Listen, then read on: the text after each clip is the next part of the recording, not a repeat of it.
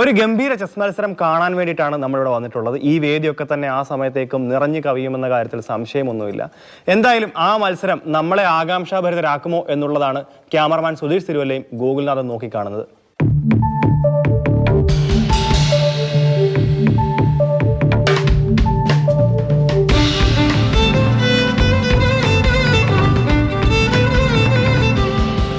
കഴിഞ്ഞ ഒരു വർഷമായി ഇവർ പരിശീലനത്തിലാണ്. ലോക ചെസ് ചരിത്രത്തിൽ ഇടം നേടണം. ഇവരുടെ ആ ആഗ്രഹത്തിന്റെ വേലിയേറ്റമാണ് മുൻപിലിരിക്കുന്ന 16-കാരൻ US പൗരനായ അധ്യാപകൻ റോഷൻ നായർ. ഓൺലൈനിലൂടെ റോഷൻ പകർന്നു നൽകിയ ചടുല നീക്കത്തിന്റെ പിൻബലത്തിൽ ഓരോ കരുക്കളും നീങ്ങി തുടങ്ങി.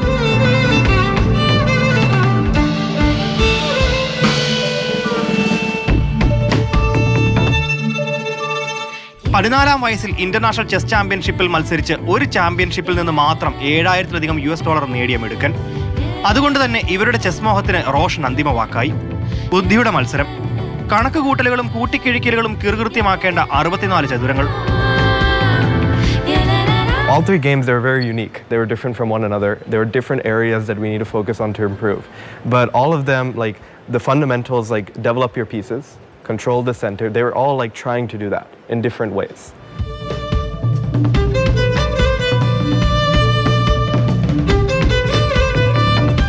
ഒരു മണിക്കൂറിന് മേലെ തലപുകച്ച മത്സരത്തെപ്പറ്റി ഈ മിടുക്കന്മാർക്കും പറയാനുണ്ട്. ഞാൻ സ്വന്തമായിട്ട് അപ്ഗ്രേഡ് ആയി എന്ന് എനിക്ക് തോന്നുന്നുണ്ട്. വളരെ ഹാപ്പിയാണ്. ഫസ്റ്റ് കളിച്ചപ്പോൾ തന്നെ സാറ് പറഞ്ഞ ടാറ്റിക്സ് അനുസരിച്ചാണ് ഞാൻ ഫസ്റ്റിൽ തന്നെ ഫോളോ അപ്പ് ചെയ്യാൻ ശ്രമിച്ചത്.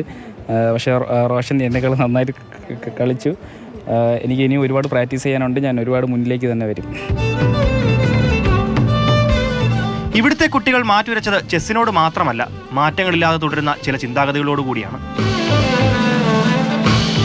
ഇവിടെ ബൗദ്ധികമായിട്ടുള്ള വെല്ലുവിളികൾ നേരിടുന്ന കുട്ടികളാണ്. സ്വാഭാവികമായും ആ കുട്ടികളെ ബൗദ്ധികമായിട്ട് ഉയർത്താൻ വേണ്ടിയിട്ടുള്ളൊരു മാർഗം എന്നുള്ള ഇതിലാണ് ചെസ്സിനെ നമ്മൾ നോക്കിക്കാണുന്നത്. ഈ കുട്ടികളെ ഓൺലൈനായിട്ട് ചെസ്സിൽ പഠിപ്പിക്കുന്നതും സഞ്ജയാണ്. സഞ്ജയ് എന്ന് പറയുന്നത് റോഷൻ്റെ അച്ഛനാണ്. റോഷനും ചേർന്ന് രണ്ടുപേരും കൂടി ചേർന്നിട്ടാണ് ചെയ്യുന്നത്.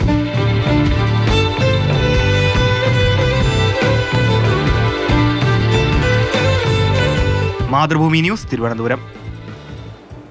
ഗൂഗിൾ നമുക്കുണ്ട്. ഗൂഗിളെ വളരെ സന്തോഷമുള്ള കാര്യമാണല്ലേ. നമ്മുടെ എന്താ പറയുക, നമ്മുടെ പാരമ്പര്യം പേർന്ന ഒരാൾ വിദേശത്ത് ജനിച്ചു വളർന്നാണെങ്കിലും നാട്ടിലേക്ക് തിരികെ വന്ന് ഇവിടെ ഇങ്ങനെ ഒരു ഉദ്യമത്തിന് വഴിവെച്ചു ചെറുപ്പക്കാരെന്നത് വളരെ നല്ല കാര്യമാണ്. ഇത് എത്ര നാളായി റോഷനും അച്ഛനും ഒക്കെ ചേർന്ന് ഈ കുട്ടികളെ പഠിപ്പിക്കുന്നു. ഇവർ അല്ലേ, അവരുടെ ഒരു സന്തോഷം നമുക്ക് മുഖത്ത് കാണാനുണ്ട്. ഡിവിഷ് പറഞ്ഞതുപോലെ തന്നെ ഞാൻ ആ സമയത്ത്, അതായത് ഇന്നലെ ലോക ചെസ് ദിനമായിരുന്നു. അപ്പോൾ അതുമായി ബന്ധപ്പെട്ടാണ് ഇത്തരത്തിൽ അവിടെ ഒരു ചെസ് ചാമ്പ്യൻഷിപ്പ് സംഘടിപ്പിക്കുകയും ഈ കുട്ടികൾ പങ്കെടുക്കുകയും ചെയ്തത്. അത് അവർ അധ്യാപകനോട് തന്നെയാണ് അവർ ഏറ്റുമുട്ടുകയും ചെയ്തത്. പക്ഷേ ആ സമയത്തെ ചില അവരുടെ മുഖത്ത് മിന്നി മറഞ്ഞ ചില വികാരങ്ങളൊക്കെ ഉണ്ട്.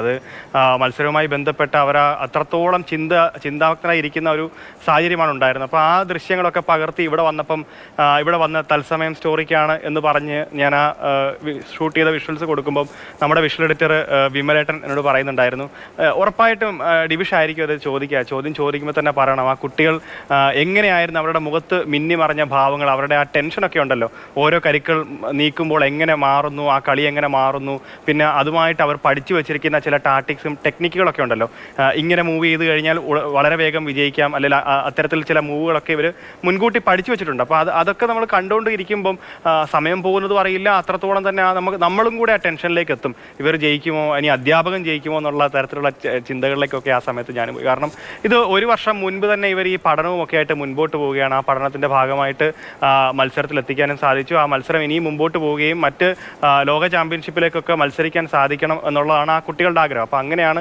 ഇത്തരത്തിൽ റോഷനിലേക്ക് എത്തുന്നതും റോഷൻ അധ്യാപകനായിട്ട് മാറുന്നതും. അപ്പോൾ എന്തായാലും കുട്ടികൾക്ക് ഇനിയും പഠിക്കണമെന്നും കൂടുതൽ മൂവുകൾ പഠിക്കണമെന്നും ഒപ്പം അതിനുള്ള അവസരങ്ങളും സാഹചര്യങ്ങളും ഒക്കെ അവിടെ ഒരുക്കുന്നുണ്ടെന്ന് തോന്നുന്നു. എന്തായാലും റോഷനും സഞ്ജയ്ക്കും കൂടി നമുക്ക് ഒരു നന്ദി പറയാം, ആ കുട്ടികളുടെ മുഖത്തിന്റെ ചിരിയുടെ നന്ദി. എന്തായാലും ശരി ഗൂഗിളെ, അവരും സന്തോഷത്തോടെ ഇരിക്കട്ടെ, കൂടുതൽ അവസരങ്ങൾ അവർക്ക് കിട്ടട്ടെ.